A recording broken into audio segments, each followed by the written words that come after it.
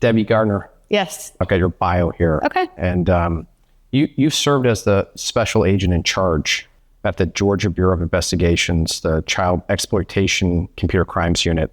You were the Georgia ICAC Task Commander. That's ICAC is Internet Crimes Against Children. Correct. You spent over 30 years in law enforcement. You worked narcotics, fraud, and terrorism. But today we're going to talk about you hunted child predators. Absolutely. You're also a graduate of the FBI National Academy, class 267. Yes. Thanks for being here. Yeah, thank you. I appreciate it. Thanks for having me. Before we get started, I have a gift for you. Okay.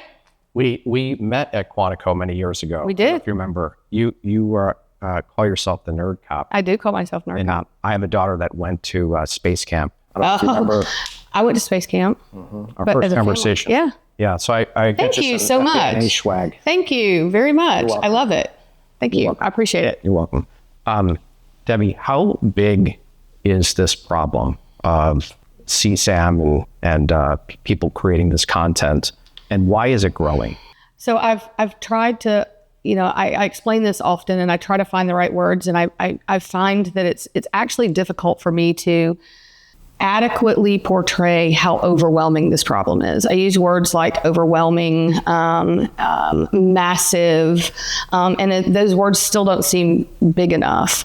The problem of CSAM, or child sexual abuse material, commonly in the law, it's referred to as child pornography, but those of us in the fight prefer to call it what it is, which is child sexual abuse material. And so the amount of CSAM and the ease at which it's created is overwhelming. We can talk some stats, but it is overwhelming. And in my time, so I was the ICAC Commander in Georgia for 8 years. And during that time, the number of reports we received doubled every 2 years.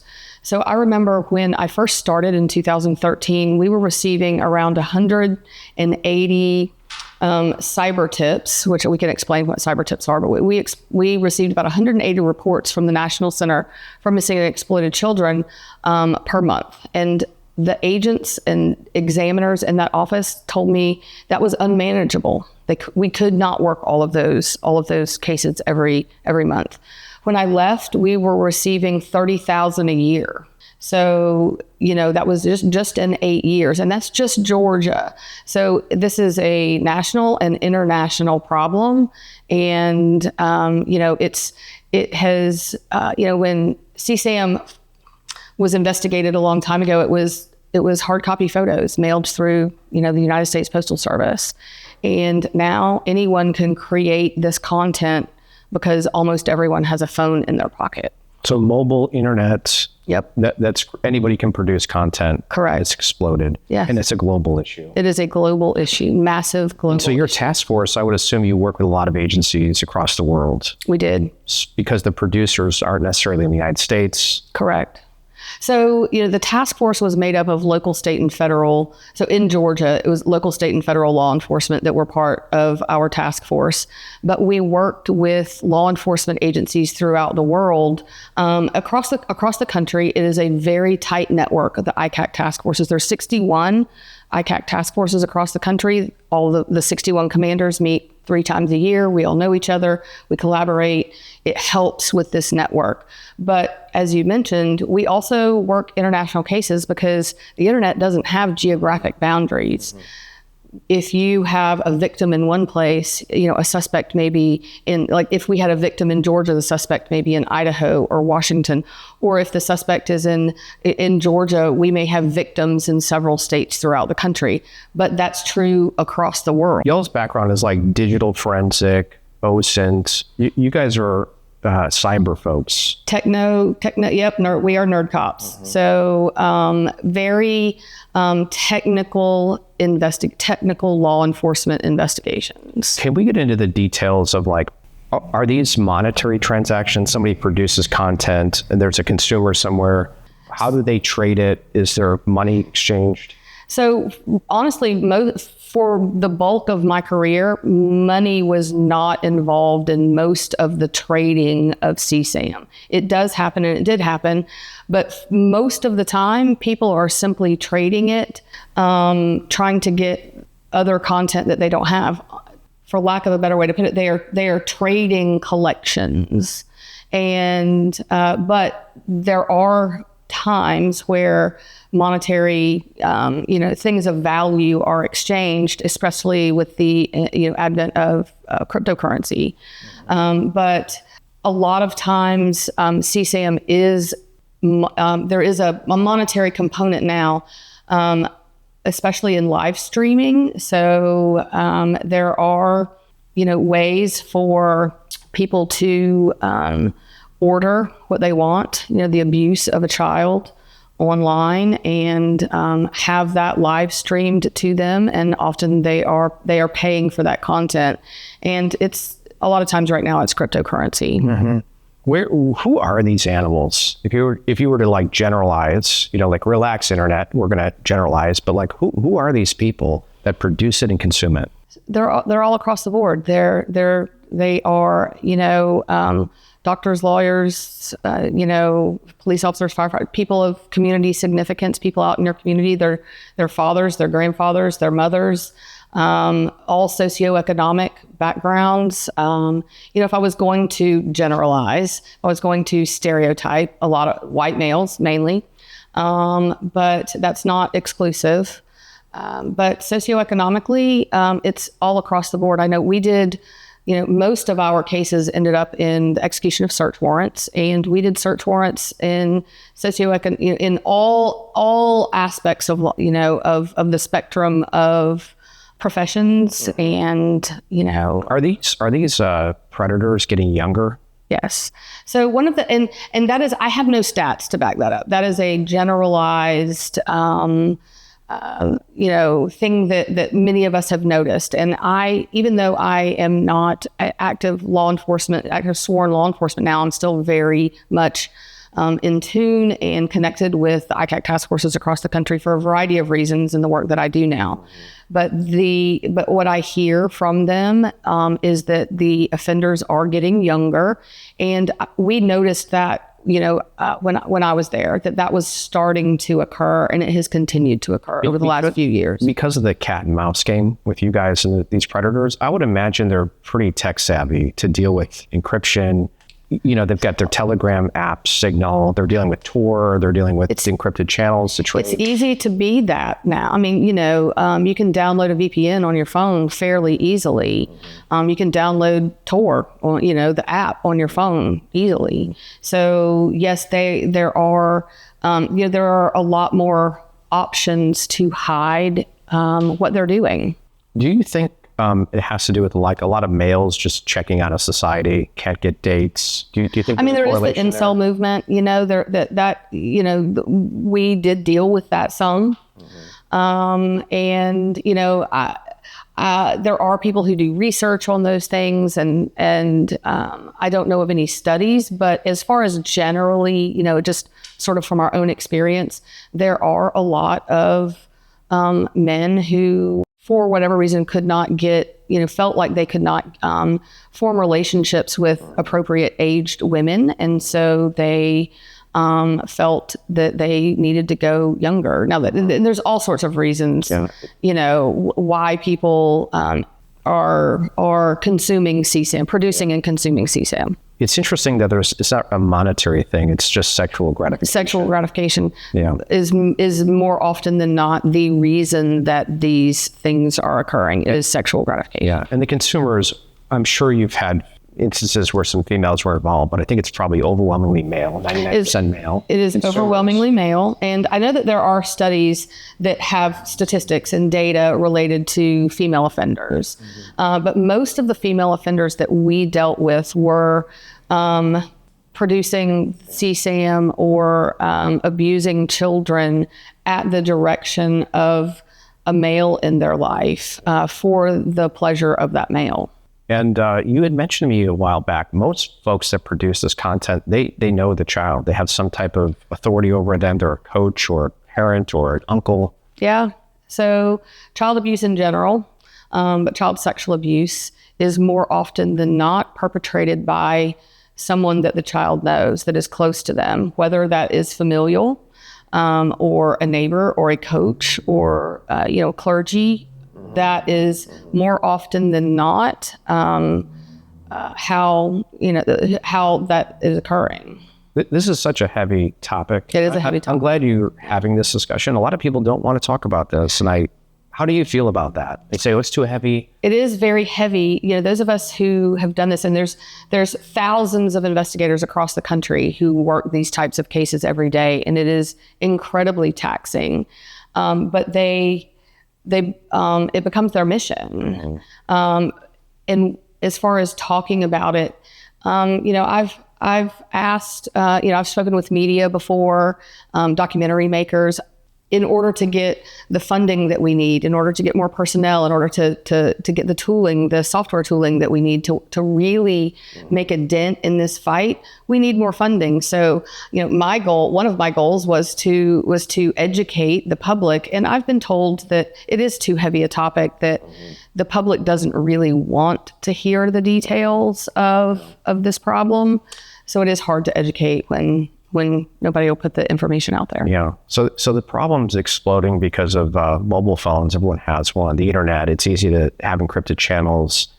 Once this content gets created, you all do something called you hash it, right? You assign a sort of a unique fingerprint. So that can happen at several stages of the process. So, when it's created and uploaded, downloaded, put out there on the internet, and an internet service provider finds it, they will normally hash it. NCMEC will hash it. I'll back up just a little bit, talk about this process. Internet service providers are required by federal law. And when I say internet service providers, I mean all the apps on your phone, Google, Microsoft, Comcast, Meta, TikTok, all of the internet service providers, they're required by federal law to report instances of child exploitation that they find on their platform to the National Center for Missing and Exploited Children. And at several stages in that process, that image there's hashing software that will assign a unique value and a unique number to that image. And there are databases that are created so that, say, it's Meta reports the most content to the National Center for Missing and Exploited Children. And they have their own databases, and they run those hash values across images that are being uploaded to say, oh, known CSAM has just been uploaded. And that's how they get the reports. That's how they find content. They also find it through people reporting, you can report content inside of applications. Yeah, I really want the audience to understand that these consumers and potentially producers, they're everywhere. They're in every neighborhood. They're in every zip code. And I've shared this story with you, but I want to retell it because we're going to have, we'll stitch in the video of me describing what happened. It was at my home. It was the 4th of July, maybe about 5 years ago. My daughter, June, was about 5 years old at the time. And she decided to have a lemonade stand on the corner of our house. And there was a party going on to the west. We were getting ready for fireworks to happen. The sun was setting. And my daughter, Charlotte, who was 12 at the time, she said, "Hey, Dad, some guy was just taking pictures of June."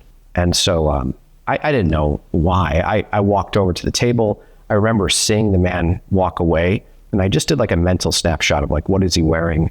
And, who is he? And again, we have a Victorian home. So I thought maybe it could be anything. Sure. Taking a picture of our house. And, but I made that mental note. And then about 10 minutes later, I saw him back at the table buying lemonade. And so I confronted him. And I just asked him, "Hey, man, were you taking pictures of the house or the lemonade stand?" And right away, he started to tell me about his rights, that he had the right to be on a public sidewalk. He could take a picture of anything he wanted. He knew the law. Yeah. And as soon as he started to talk about that, I realized this isn't a dad in the neighborhood. Right. And I pulled up my phone and I took a picture of him, and then I started recording. I walk around here every day. What are you doing? You don't go and take a picture with a little 5-year-old girl. I was taking a picture of the lemonade stand. So he leaves, and I didn't think much of it at the time, but I'm that guy that has security cameras on his house, and so that night I went and reviewed the security camera footage. He had come to our house about 8 or 9 times and interacted with my daughter many times. That's not normal. Over a couple hour period of time. Yeah, he had his tradecraft. He came to the table. you'll see him move away from the table. He stands by a tree. He sort of waits for her to come back over to the table, and so he can circle back around and take pictures of her. And so once I saw the security footage, then I knew that I'm dealing with potentially, some type of predator here. So I called the police, put together the little video package, put him on their radar, and I also put it up on Facebook. And a couple days later, I had all this information, knew who he was, where he lived, and I got his wife's cell phone, and I called his wife, and she was a nurse, and they had just been married. He had just moved to the neighborhood, and they had been married for about a year. So he lived in the neighborhood. He lived in the neighborhood. And so I described to her, I say, I'm going to send you this video. She was very nice. I said, I'm going to send you this video of your husband, and I want you to tell me what you think. And I was hoping she would say something like, we are trying to have children, or maybe we just lost a child, right? Or some explanation of why this is happening. And when I sent her the video, she threw up, and she said, I don't recognize this man. And she began to cry and became very emotional. And so then I was really alert at this point. And so anyway, does that surprise you that somebody could live with somebody and not know? No, absolutely not. There are, one of the things that we always dealt with when we executed search warrants and, arrested people same day often, were spouses, the aftermath that creates for the family. And, we would always have to determine, were there children in the home? Were they being abused? And then, the wife, did she know? Did she not know? More often than not, they did not know. So keeping that a secret, is even from the person that they live with, the person that's supposed to know the most about them, was not uncommon. Well, I think one of the main lessons I want to sort of share there is my 12-year-old, who really is like the hero in that story. She's looking out for her little sister. There's probably 200 or 300 adults, right, all facing the other direction, getting ready for fireworks. And we're not paying attention to this 5-year-old. But my daughter recognized that it's not okay for this man to take pictures, and that something's unusual here, right, and to alert me. And so, really, really proud of her for doing that. You should be. Absolutely. Yeah. I want to share one other story, just because, again, I want to emphasize how prevalent this is. It's everywhere. And I don't know why I see it all the time. I see it all the time, guys taking pictures of kids. And I shared this with you just a couple weeks ago. My wife and I were at the King County Fair in Illinois, and we were just with the two youngest kids, and they're 9-year-old twins. And I saw a man, he looked like a sort of Santa Claus with a Hawaiian shirt. That's how I would describe it. Okay. And he was sort of off in the distance, and my kids were eating. I could see he had a camera sitting on his knee, and he was taking pictures. I could see his motion of his hands and what he was looking at. And so I stood in front of my kids and just blocked them. And my wife said, "What are you doing?" And I said, "I think this guy's taking pictures." And I'm waiting for a police officer for about 10 or 15 minutes and couldn't find one. And so once the kids were done eating, my wife knew I was going to go talk with this guy. And so she left. I said, "I'll meet you in a few minutes." And I sat next to this guy, and I put my arm around him, and I asked him if he's taking pictures of kids, and he said no. And I had my hand on his camera, and I asked him to give it to me, and he said no. And then I may have threatened him, but I got his camera. And I got through the first like 50 pictures, and they were all 2-year-olds, 3-year-olds, kids that are being pushed by their mom and dad. And he said, "I'm a grandpa and I should know better." And I'm just deleting and deleting and deleting. For about 5 minutes, I got through maybe 50 to 75 photos.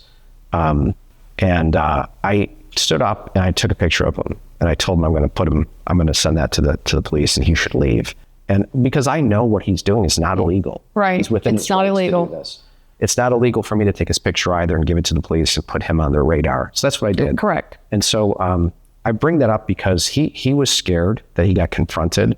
And I would encourage people, like, if you see this happening, don't just walk the other way. Yeah. Take a picture of these people. One of the most common things similar to what you're describing is there's been several times that myself or people that I've been with had to, as a parent, not as a law enforcement officer, had to confront people taking pictures of cheerleaders doing their stunts and, when their skirts are up and, like there are men there taking pictures of that, and they're not the fathers, they're not the grandfathers, so they are, I guess if you're not really looking for it, maybe it would not be on someone's radar, but yes, this does occur.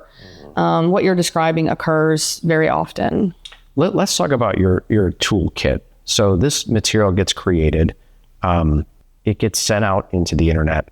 You guys are working with ISPs, for example, I read that it's sort of bifurcated, right? Like Google, Microsoft, they sort of work with you guys, but Apple, iCloud, it's very difficult for you guys to get access to those videos. Correct. So we can actually gain access to things in Apple, but Microsoft and Google are proactively looking for this content on their platform. They will, and they are cooperative with law enforcement in general.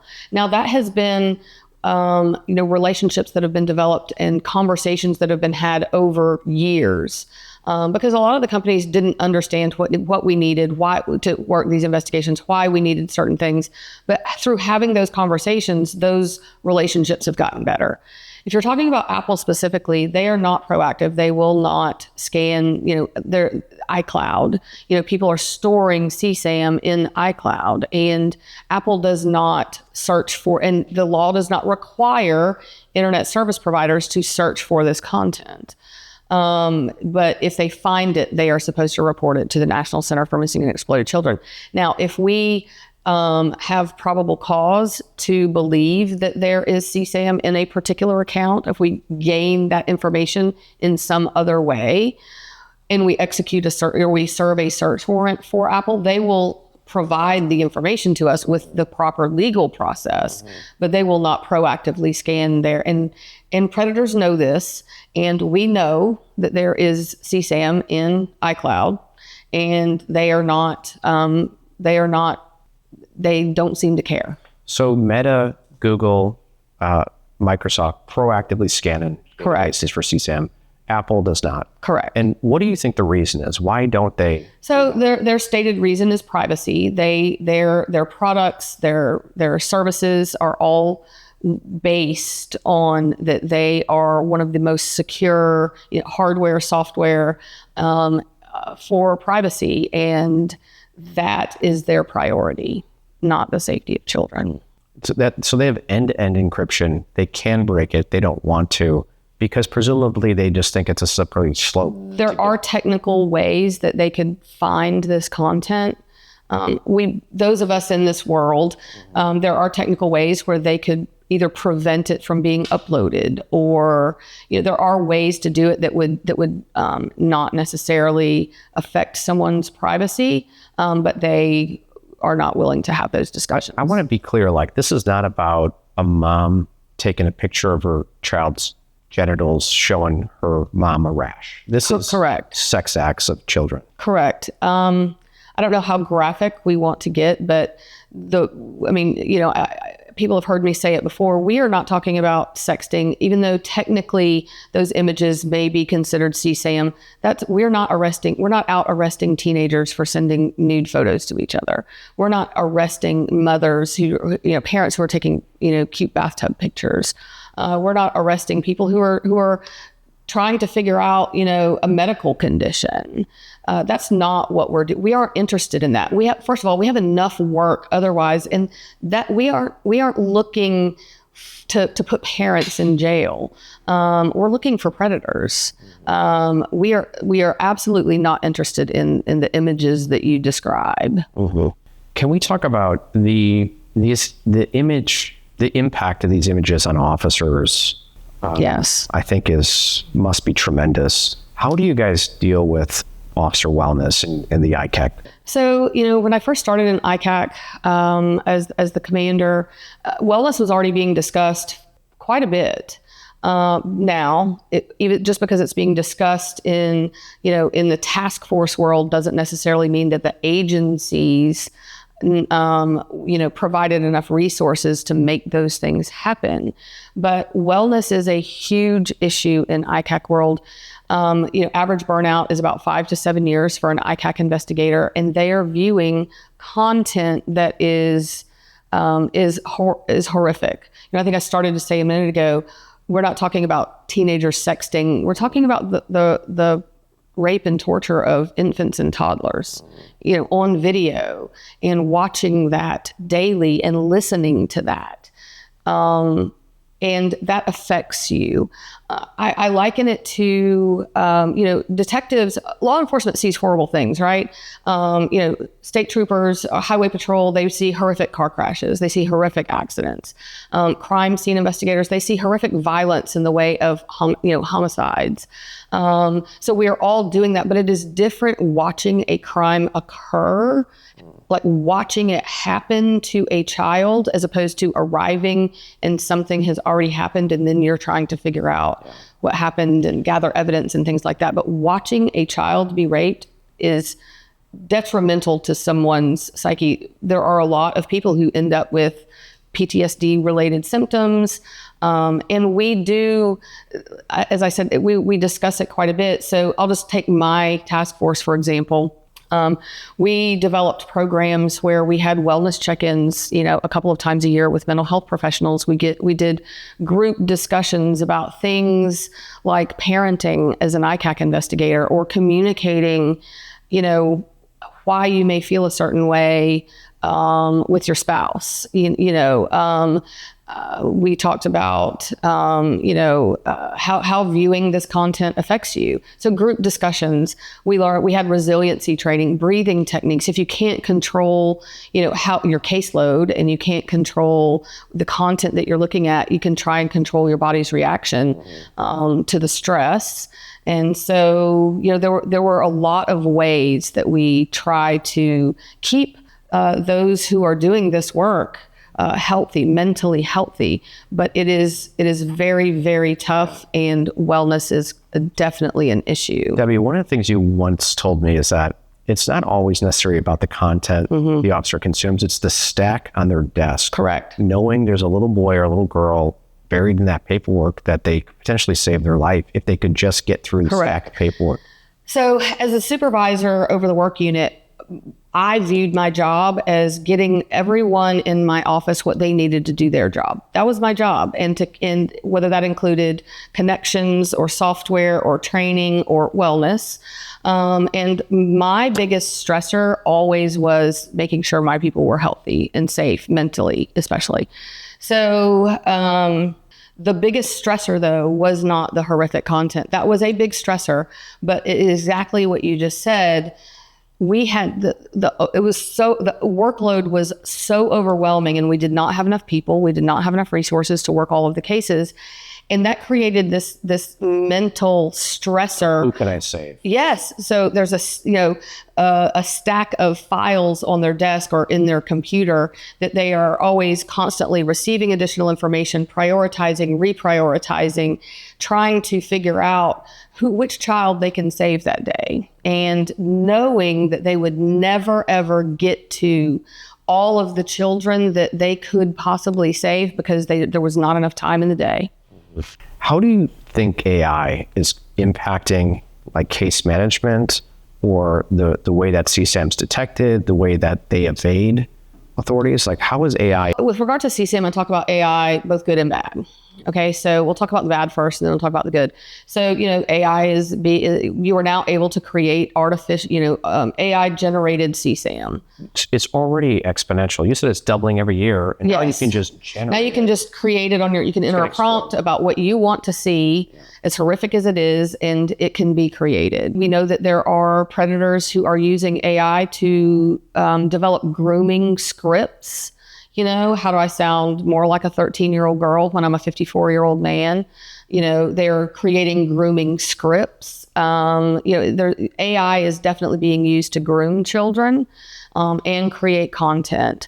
But if we talk about good, I know that there are companies that have trained. So in the United States, the government will not allow us to use real CSAM to train a tool to find new CSAM. We only have hashing techniques and photo DNA to find known CSAM because we've hashed that CSAM. But new CSAM that is not hashed, that technology can't find it. So there are companies in other countries who have been able to use actual CSAM images to train artificial intelligence to find new CSAM. And that technology is getting better and better. There are, AI is being implemented in digital forensics tools to help automate finding, things on digital devices and process digital devices faster and find trends and connections and things like that. When you said the word grooming, and I always tell my kids, like, if an adult tells you to keep a secret, that's weird. That's right. It is weird. Come and tell mom Yep. about that. Are there other signals that somebody has maybe attempted to try to groom somebody? Anything comes to mind?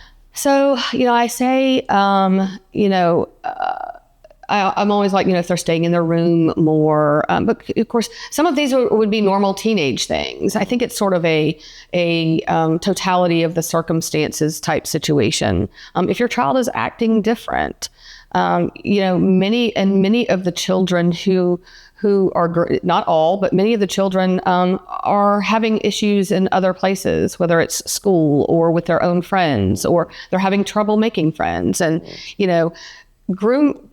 predators who groom children know exactly what to look for. They are looking for vulnerable children who maybe aren't getting the attention at home. Maybe they are, maybe they are in places on the internet that they shouldn't be because, they are looking for a friend, and people who groom know these things. But if you're a parent, I suggest, looking at your child's phone occasionally. I know people, debate that, but know what your children are doing online. I had very simple rules for my children that sort of were catch-alls. I was like, don't talk to anyone you don't know in real life on the internet. Don't let people you don't know follow you on Instagram. If you don't know them in real life, then you don't speak with, that's pretty much, if you do that, it can certainly help. Now, I also just contradicted myself in that most harm is done to children by people that they know.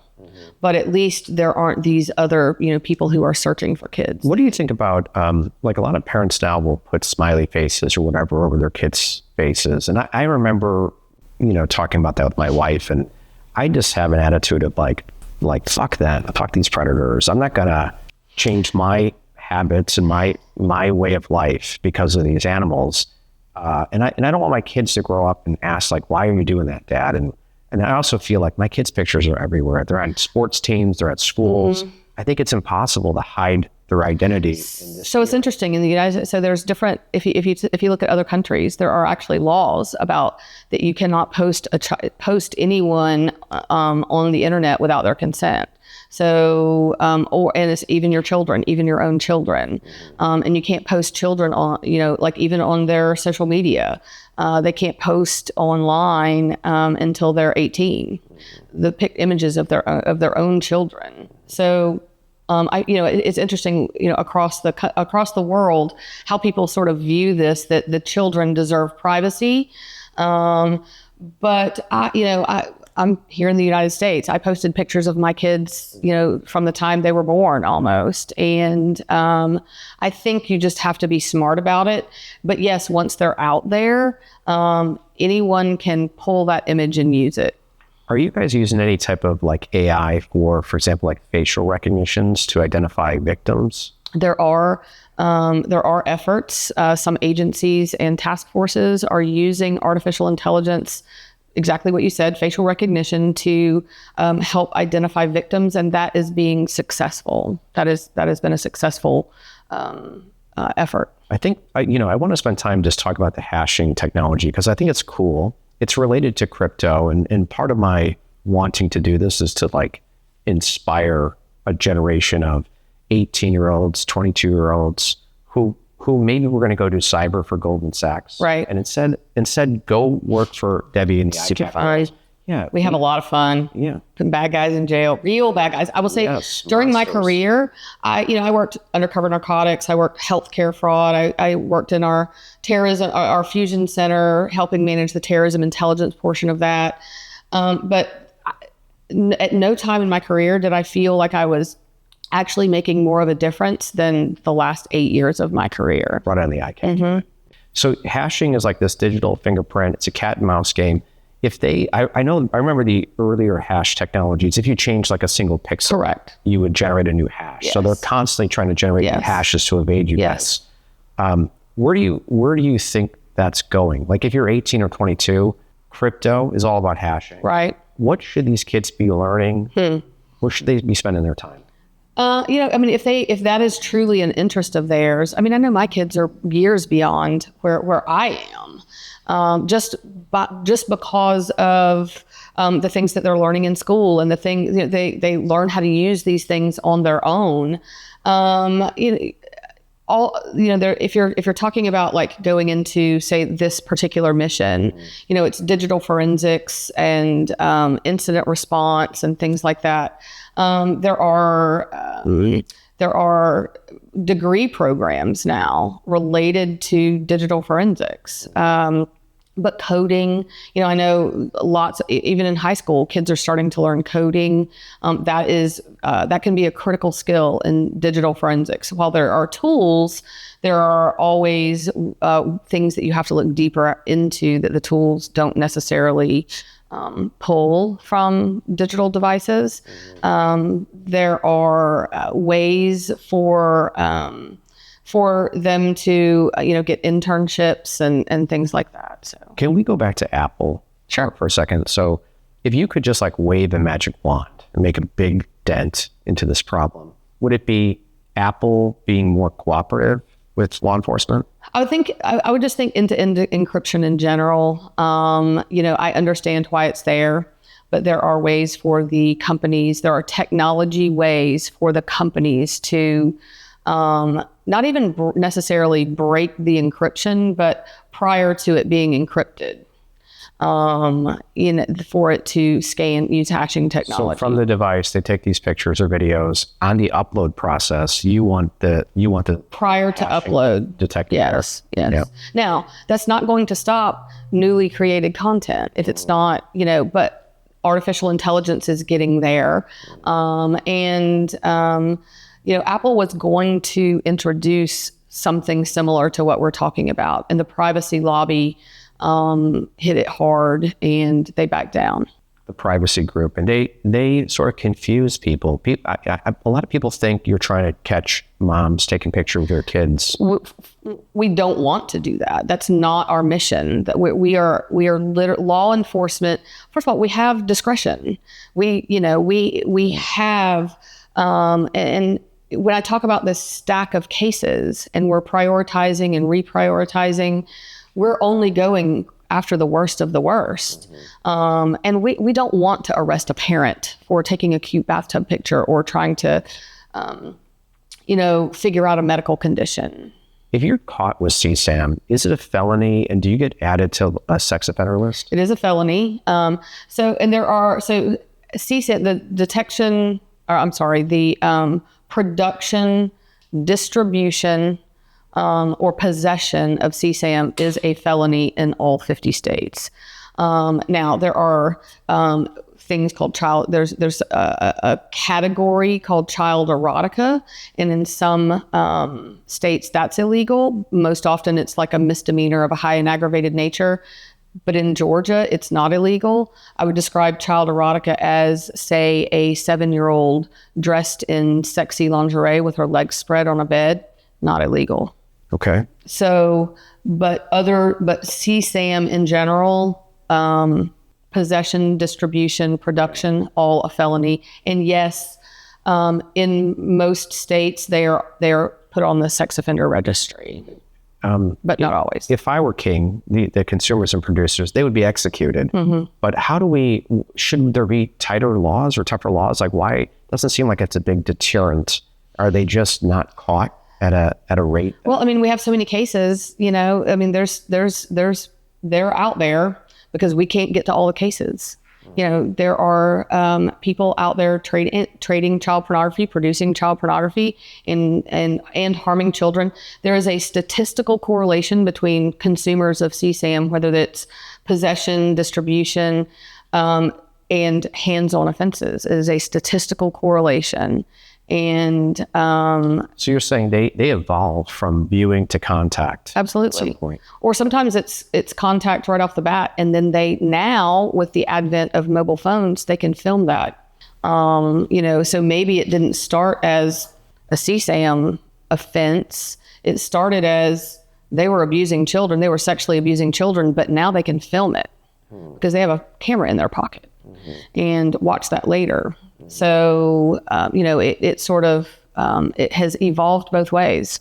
The production of this content, is it happening here in the U.S.? Yes, absolutely. Yes, 100%. But it happens all over the world. Interestingly enough, the internet service providers that report to NCMEC, they are reporting global instances of this. And what NCMEC will do with those reports is determine which Internet Crimes Against Children task force those reports resolve to, or which country they resolve to. And they will pass those reports to the law enforcement entity that it was, to the jurisdiction it resolves to. So the amount of reports, though, and the statistics are on the NCMEC website, but it is a very small portion that resolve here to the United States compared to the rest of the world. But it's still a tremendous amount here in the United States, enough to where we can't get to it all. We talked about officer wellness. How do the victims, how does this impact their life? So it impacts them for the rest of their lives. Obviously, first of all, they were sexually abused. Most often by someone that they knew. So trust is always going to be an issue. And then their images were shared on the internet for all to see.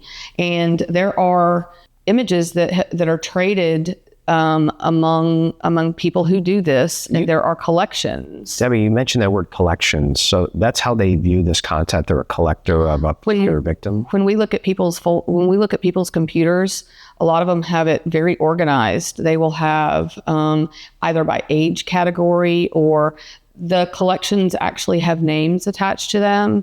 So they might have the collection name attached to it, and it's highly organized. It is absolutely a collection. Mm-hmm. These victims, what should they do,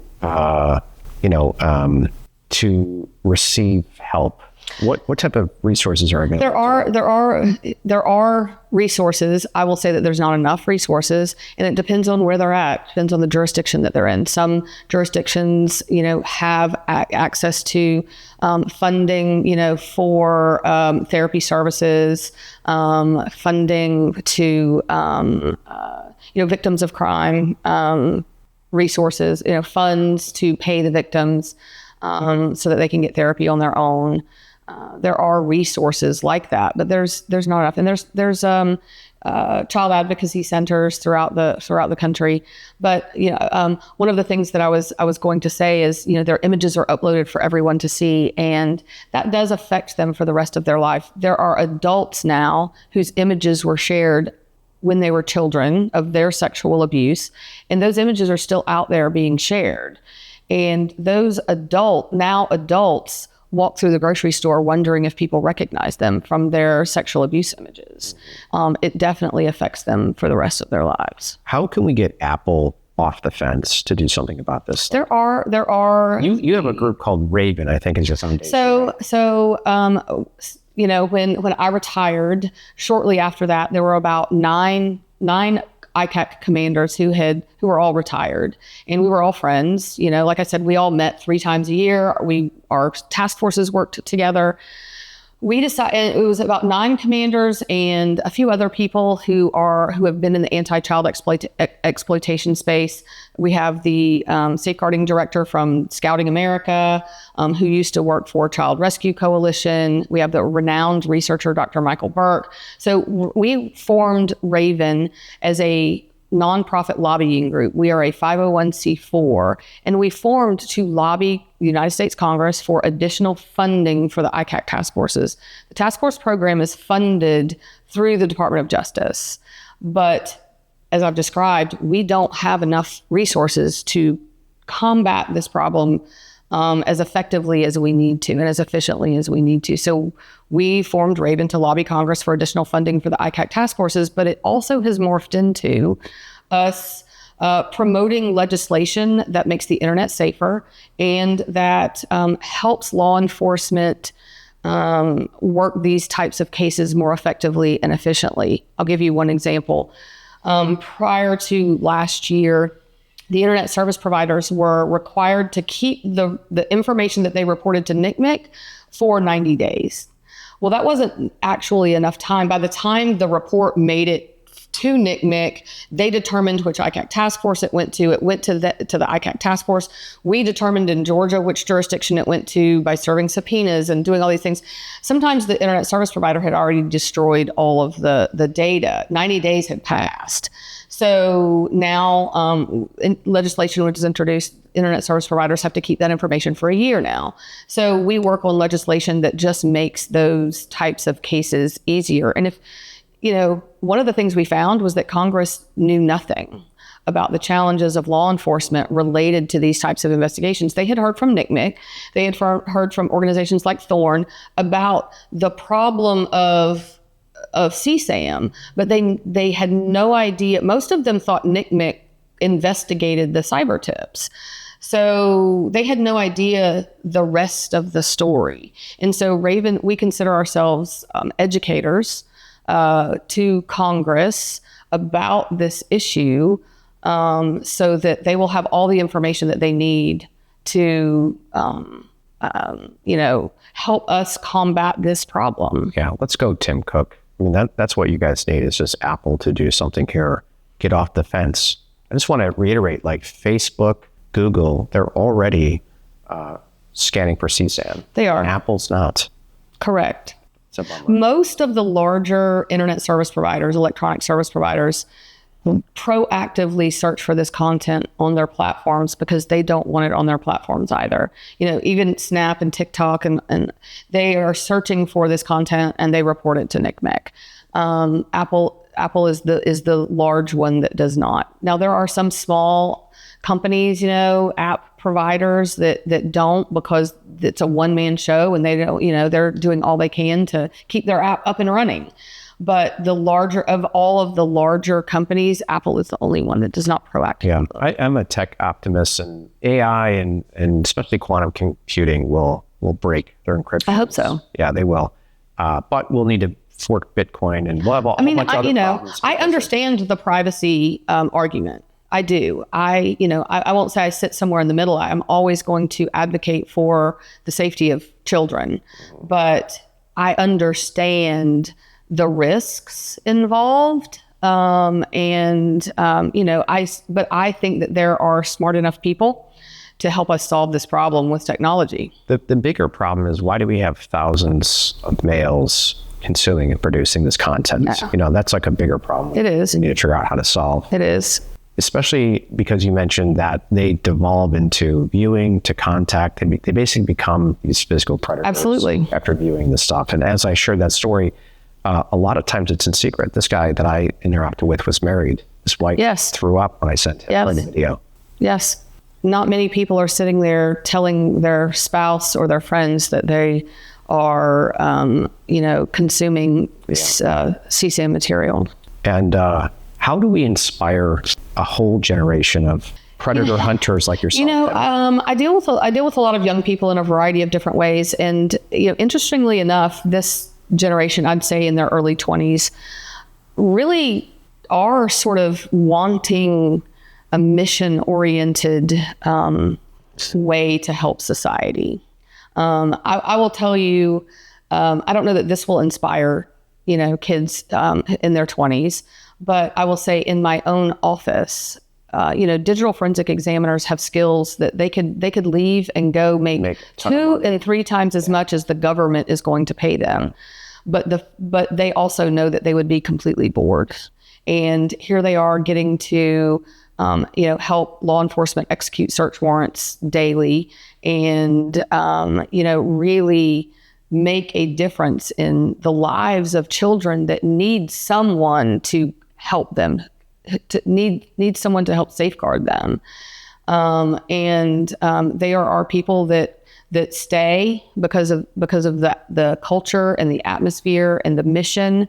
And I think that, I hope that maybe that will inspire people to become involved and want to do this. Honestly, even if they do it for 10 or 15 years, and then if they want to leave, they can go somewhere and maybe, make a little bit more money. But nobody who gets into law enforcement thinks that they understand that they're not going to be rich. I started out making $17,000 a year, driving all over the state of Georgia in my personal car, undercover buying crack. And, I knew I wasn't ever going to be rich, but I had the best, most fun, the best stories. Yes. I had an amazing time. Yeah. I loved almost every minute of my 30-year career. So, not that story will inspire anybody, but maybe it'll give service jobs another look. Money's not the answer. These younger kids, especially, they get it. And so if you're 18 or 22, and you're maybe into crypto or networking, mm-hmm. and you're curious, you've got some investigative skills, you can cruise around social profiles and learn things about people. Yes. There's a very robust community on LinkedIn, a digital forensics community on LinkedIn that is very communicative and very helpful for people. A lot of them are self-taught. There are a lot of free resources to learn how to do digital forensics.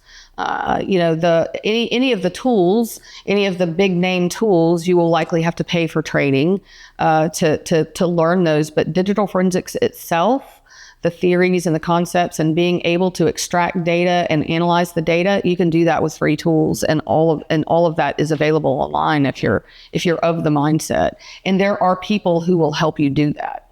Debbie, it is really great to spend time talking to a person who really hunts these child predators. And I think you've done a good job of just trying to get this message out about what is the problem, why is it growing, and most importantly, trying to inspire the next generation of ICAC. I hope so. I think so. I think you've done a great job. Thank you. Thanks so much for being here with us. Absolutely. Thanks for giving me the time and having a conversation. Thank you, Debbie.